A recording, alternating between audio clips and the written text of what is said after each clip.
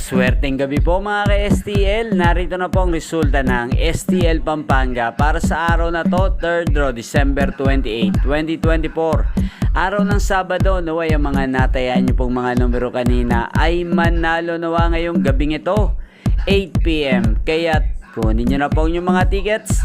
Narito na po ang resulta.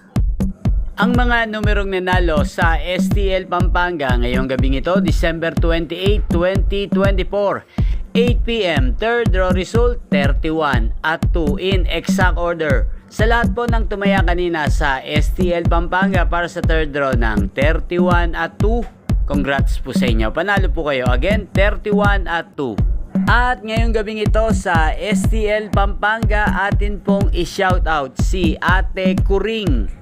Ate Kuring ng Pampanga, shoutout po sa iyo. Naway ang mga numerong tinataya mo sa Pampanga ay manalo na po ngayong gabing ito.